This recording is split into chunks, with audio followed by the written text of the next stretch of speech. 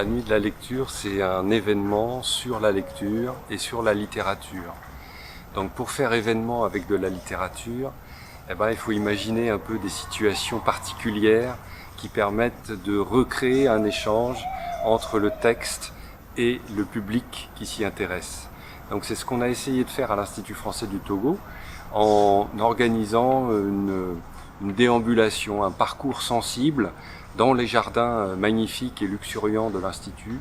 Et du coup, on a essayé de le faire vivre autrement, avec des scénographies nouvelles, avec des ambiances sonores particulières, partant de, par exemple, la correspondance Anaïs Nin, Henri Miller dans un labyrinthe végétal. Henri, je t'aime, je t'aime, je t'aime. Je ne peux pas t'écrire davantage parce que ma tête est trop pleine. Allant dans un espace presque très lounge, sous le frangipanier, avec la correspondance Camus-Cazares. Oh, comme ce temps depuis ton départ a été merveilleusement lourd à porter, mon chéri, lourd. Ou encore avec, à l'invitation du Goethe Institut qui est partenaire dans le cadre d'une théâtralisation de certains écrits de Goethe, de Brecht sur l'amour.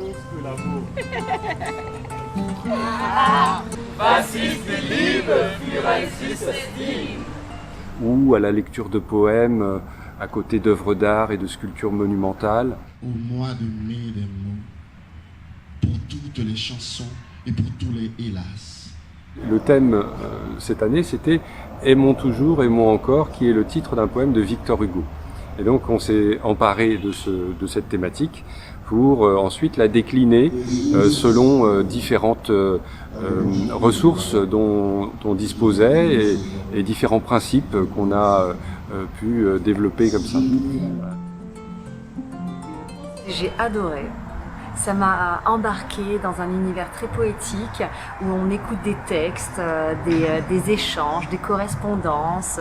En même temps, il y a des danseurs qui font les liens, donc on va d'un univers à un autre univers, à un autre univers. J'ai trouvé ça très poétique, très doux, très tendre, très agréable. Leurs mains ont voyagé, volé, dansé. L'idée, c'était d'interroger en fait cette esthétique de la réception.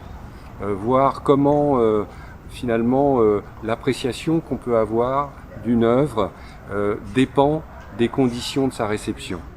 Cette expérience est tout à fait exceptionnelle. Quelquefois, il m'est arrivé même finalement de m'abstraire de tout pour tout simplement être à l'écoute de ces mots, les faire vibrer. Et je souhaite à chacun de partager cette expérience.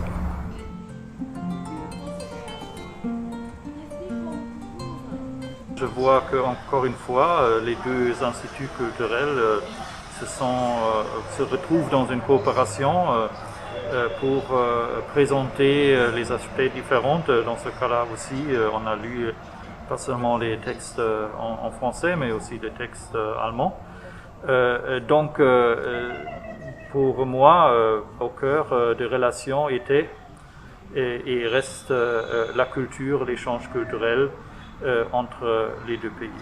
L'idée aussi, c'était, pour faire événement autour de la lecture, de stimuler le goût de lire, l'envie d'aller chercher les œuvres à la bibliothèque de l'Institut français, de se les approprier par tous les moyens possibles pour les connaître pleinement et les explorer.